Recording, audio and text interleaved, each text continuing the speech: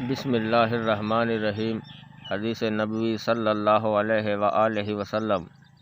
حضرت ثوبان رضی اللہ عنہ نے بیان کیا، رسول اللہ صلی اللہ علیہ وآلہ وسلم نے فرمایا، بے شک اللہ تعالیٰ نے میرے لیے زمین کو لپیٹا اور میں نے اس کی مشرقوں اور مغربوں کو دیکھا، اور بلا شبہ میری امت کی عمل داری وہاں تک پہنچے گی جہاں تک اسے میرے لیے لپیٹا گیا ہے، اور مجھے سرخ و سفید سونا چاندی 2 خزانے دیے گئے ہیں، اور میں نے اپنے رب تعالیٰ سے سوال کیا کہ میری امت کو عام قحط سے ہلاک نہ فرمائے، اور ان پر ان کے اندر کے علاوہ باہر سے کوئی دشمن مسلط نہ ہو جو انہیں ہلاک کر کے رکھ دے۔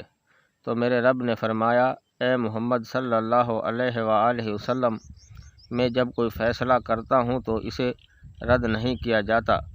میں تیری امت کے ان لوگوں کو عام قحط سے ہلاک نہیں کروں گا، اور ان کے اپنے اندر کے علاوہ باہر سے کوئی دشمن مسلط نہیں کروں گا جو انہیں ہلاک کر کے رکھ دے۔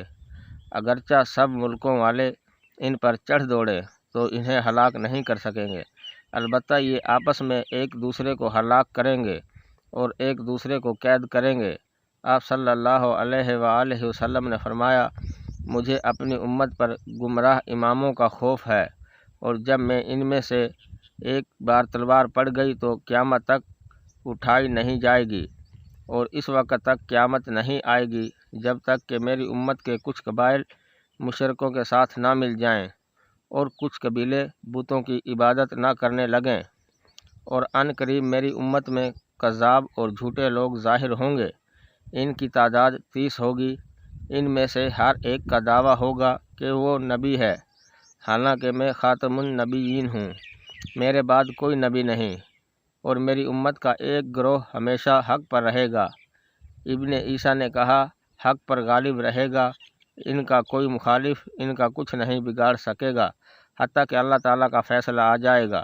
حدیث نمبر 4252، کتاب سنن ابو داؤد، درجہ صحیح۔ ناظرین کرام، مزید اسلامی ویڈیو دیکھنے کے لیے ہمارے چینل کو سبسکرائب کریں اور بیل آئیکن دبائیں تاکہ ہر آنے والی ویڈیو بر وقت آپ کو موصول ہوتی رہے۔ شکریہ۔